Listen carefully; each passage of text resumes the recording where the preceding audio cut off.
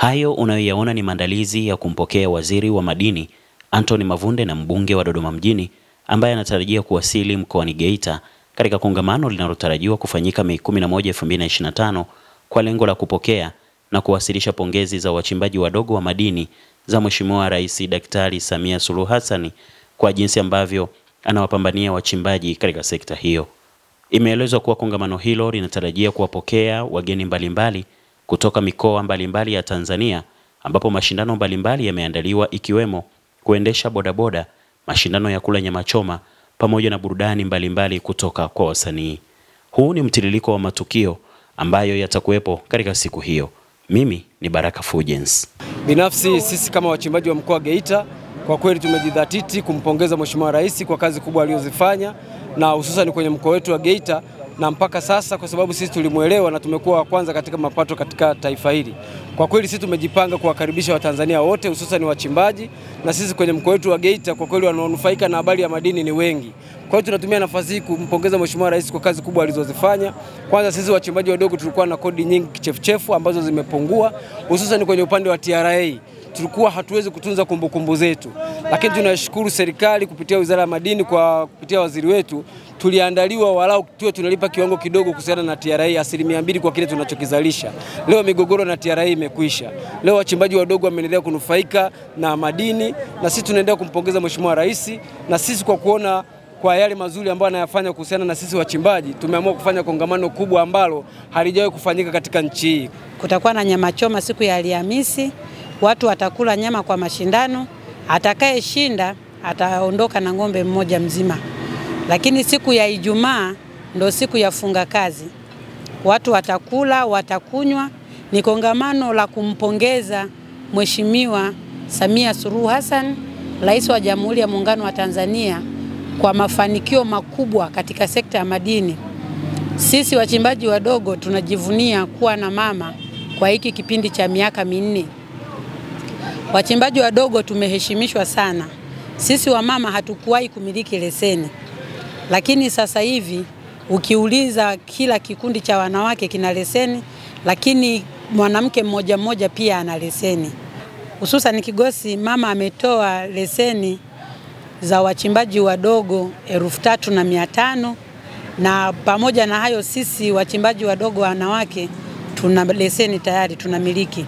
Mimi binafsi Kigosi ninamiliki leseni 3, lakini kwa upande mwingine nina leseni 3 tena, ambazo 2 tayari zimeanza kazi, moja tunasubiri utaratibu wa kiserikali.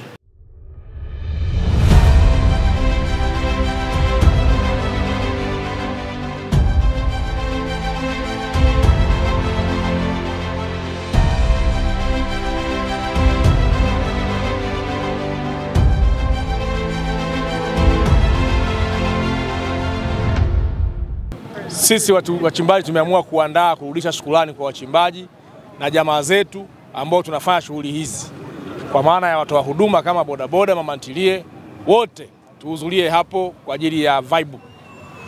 Lakini lengo kubwa ni kumshukuru mama yetu Samia Suluhu Hassan kwa mambo anayotufanyia kama wachimbaji.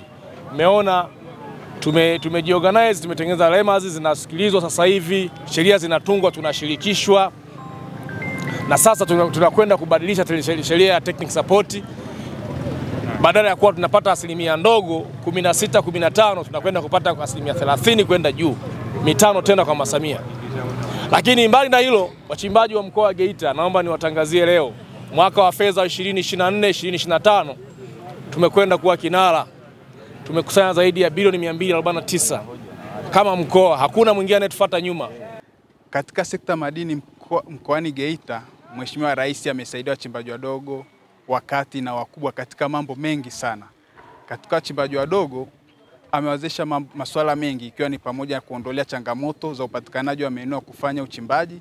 Kwa sasa hivi mkoa wa Geita yapo maeneo mengi yametengwa kwa ajili ya wachimbaji wadogo. Nikianza na mkoa wa kimadini Geita, yametengwa takriban maeneo 9 na akatolewa leseni za uchimbaji mdogo. Zaidi ya leseni 2,000 zimetolewa kwa wachimbaji wadogo. Kwa tumeondoa ile kero ya wachimbaji kulalamika kwamba hawana maeneo ya kufanyia utafiti na uchimbaji wa madini. Sasa hivi wachimbaji wamepata leseni, wanachimba, wanakopesheka na wanaweza wakazalisha madini kwenye maeneo yao wenyewe. Kwa hiyo tumeondokana na ile changamoto ambapo wachimbaji wanalalamika wakipata eneo wanafanya utafiti, eneo likiweza kuzalisha na kuja mtu anawafukuza. Sasa hivi wanachimba kwenye maeneo yao. Lakini pia Mheshimiwa Rais pamoja na kuwapa hayo maeneo amewawezesha kupata mashine za kufanya utafiti.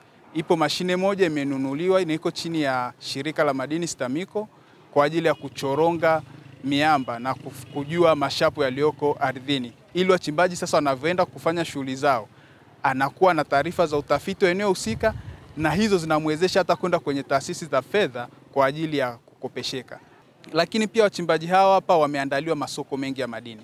Jumla hadi sasa hivi tuna vituo vidogo vya ununuzi wa madini 10 katika mkoa wa kimadini Geita pekee, ambao unamaanisha ni wilaya Chato na wilaya ya Geita. Vipo vituo vya ununuzi wa madini 10 na soko kubwa moja la madini. Kwa hiyo jumla tuna masoko 11 ya kununua madini. Maana yake ni nini? Mchimbaji sasa hivi hadanganyiki tena kwenye masuala ya bei. Kwenye yale masoko ya madini kuna maafisa wa madini, kuna maafisa wa taasisi nyingine ambao kazi yao ni kufanya uthaminishaji wa yale madini yanayonunuliwa na yanayozalishwa na wachimbaji na kuyaleta sokoni.